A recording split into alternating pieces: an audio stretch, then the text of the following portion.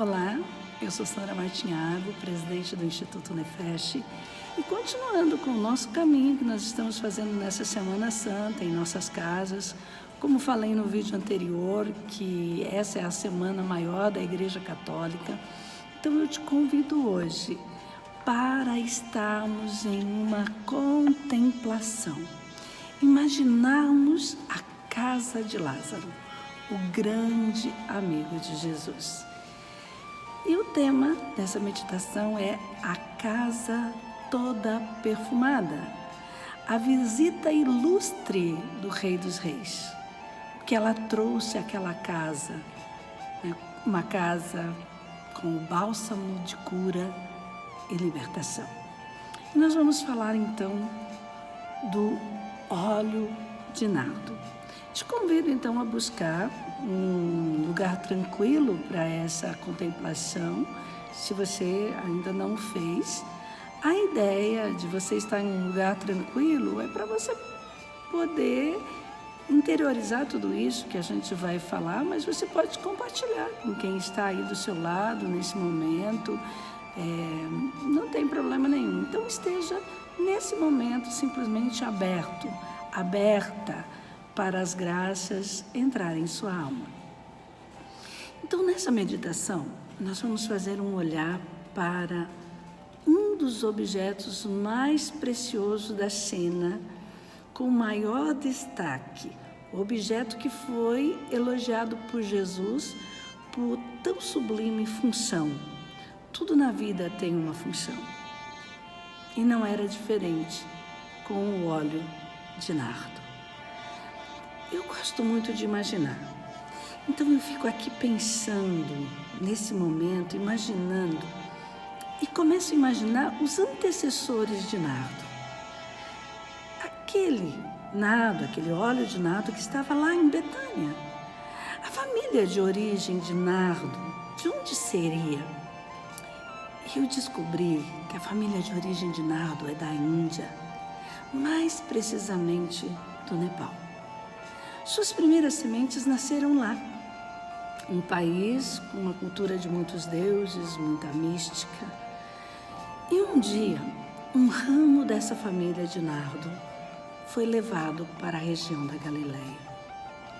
E eu fico aqui mais uma vez imaginando o desdobramento dessa separação, o quanto foi necessário, talvez, para essa família, uma adaptação ao solo, o quanto as primeiras sementes que chegaram nessa região tiveram que lutar para criar resistência, para não perderem a sua essência, não perderem o seu perfume, muito menos as suas propriedades medicinais. Foi para esses que deixaram a sua origem uma grande aventura, uma grande vitória.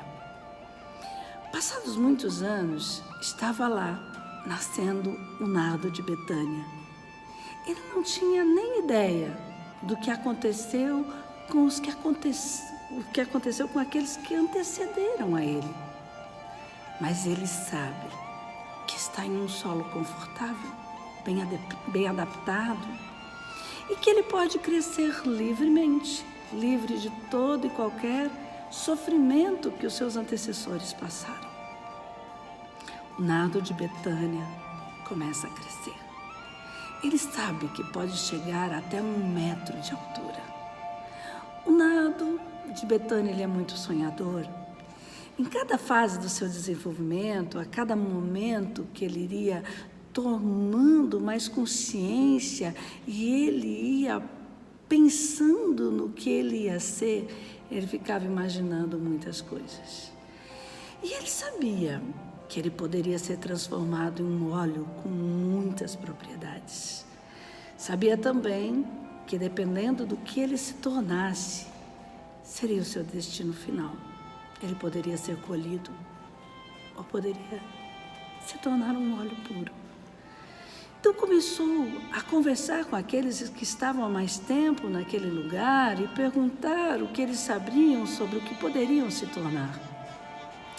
Mas ele também estava atento àquelas pessoas que vinham para cuidar dele na sua fase de crescimento e ouviu muitas possibilidades, dependendo de como estava o tempo, os valores do mercado oferecido pelo óleo de nardo, se ouviam muitas possibilidades. E ele começou a escutar que ele poderia se tornar um óleo para fins medicinais. Mas isso dependeria da sua beleza e sua formosura. E o nardo então começou a se comparar a sua forma de sino com as formas dos outros, para perceber se ele teria ou não chances de se tornar um desses óleos medicinais. Percebeu que alguns nardos tinham a forma de sino também, mas uns eram brancos e outros eram rosas. Então haviam algumas diferenças entre os nardos. Cada um tinha a sua forma, a cor, e de acordo com as suas características e sua origem de solo, a sua adaptação. Continuou então a escutar o que mais ele poderia se tornar.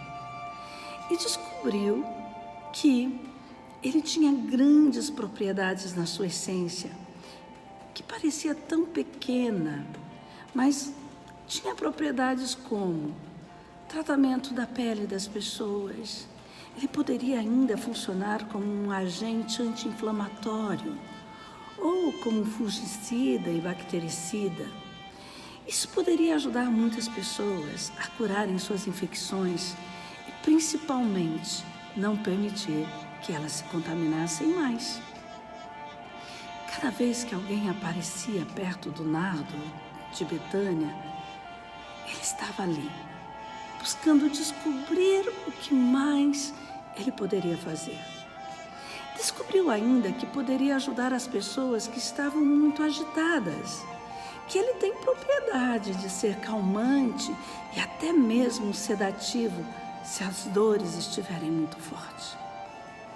Poderia ajudar ainda nos problemas como varizes, liberando os conflitos que existiam aí na circulação do sangue relacionado com a família, permitindo que esse fluxo e essa inflamação se dilua, trazendo harmonia para todo o corpo.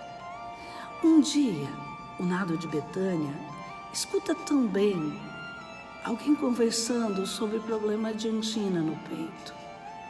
Ele fica curioso para saber o que ele poderia fazer nessa situação.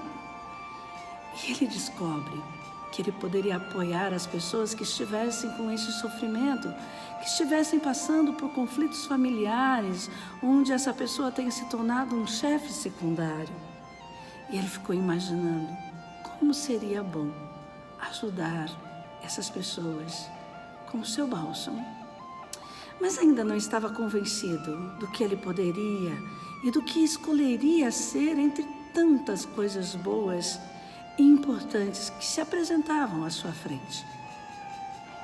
Em um outro momento, ele escutou também que ele seria muito útil para problemas respiratórios e digestivos. Quanto mais ele descobria a sua essência e quanto mais coisas boas ele podia fazer, mais ele se encantava com sua forma, com as suas propriedades.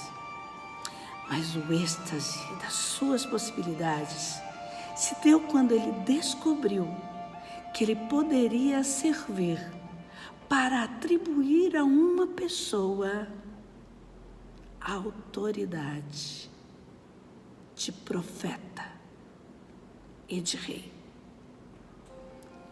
E ele começou a imaginar como seria ser utilizado para ungir um rei, para dar a uma pessoa o status de rei e profeta.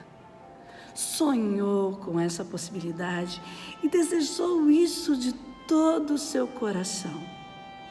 E disse a si mesmo: de todas as possibilidades que eu tenho, de tudo aquilo que eu posso ser, eu decido. Eu quero servir. Eu quero ungir um rei. E o nardo de Betânia cresce nutrindo em seu coração esse singelo desejo de ser um óleo, um bálsamo para os reis, para os profetas Chega o grande dia da transformação. Ele consegue todas as suas propriedades necessárias de um óleo puro. Afinal, não podia ser diferente. Ele tem uma origem e não pode ser diferente dessa origem. Por mais que ele queira ser diferente, não conseguiria. Ele tem a origem de um nardo puro. E ele estava lá, pronto para ser adquirido e para fazer a função que um dia ele sonhou tanto. Eis que chega ao recinto onde ele está uma pessoa e adquire aquele nardo caríssimo, o equivalente ao salário de 300 dias de trabalho.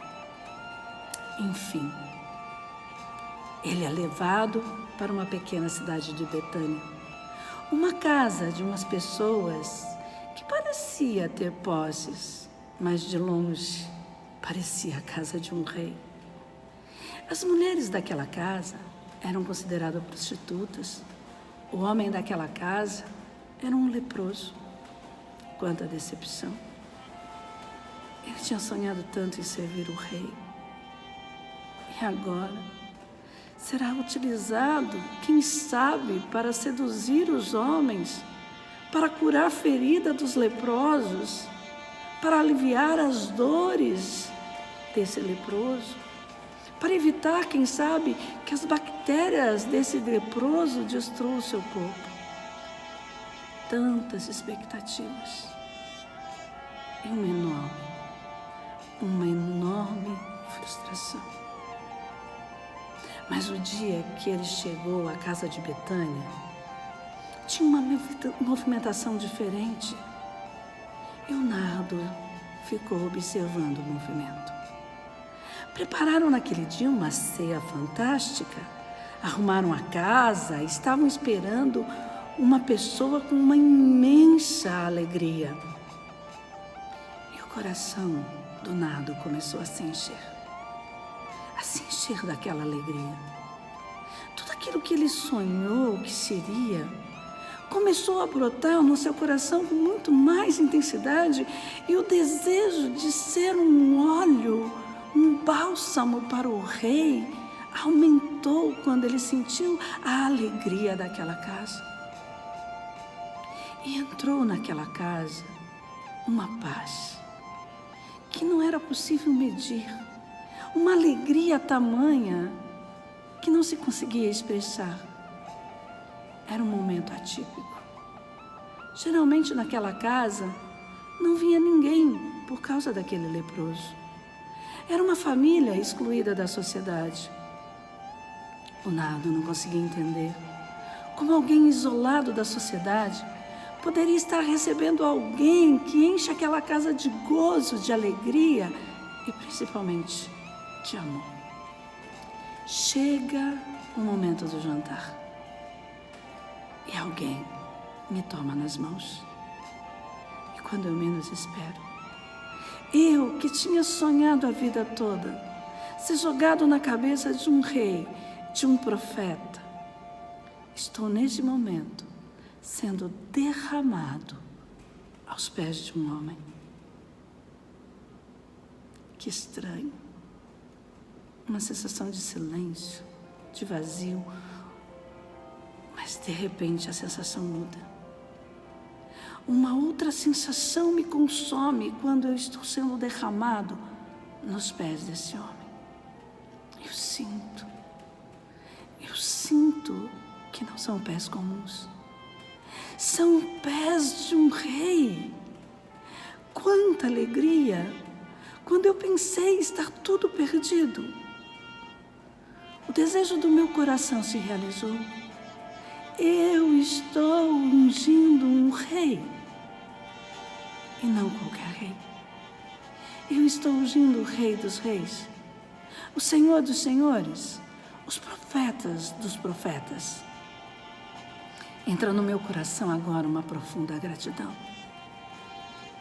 Obrigado, meu Deus, porque você faz realizar os anseios do coração daqueles que aceitam a sua origem. as suas propriedades.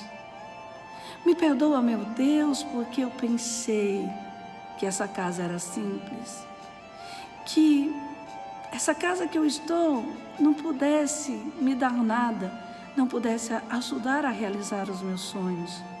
Mas agora eu estou vendo o Rei dos Reis, o Senhor dos Senhores, o Profeta dos Profetas. Ele entrou nela e Ele está aqui, e eu posso me colocar aos seus pés. E só tenho uma coisa a dizer: deixa-me impregnar os seus pés. Deixa-me eu me consumir nos pés desse meu Senhor. Deixa-me, na minha essência, estar a seu serviço. Obrigada, meu Deus e Senhor, por utilizar as minhas competências, por utilizar-se da minha essência para estar aos pés do grande Rei de todos os tempos. Muito obrigada. Faça em mim segundo a tua vontade e atenda aos anseios nutridos no meu coração, na minha tenra idade. Amém.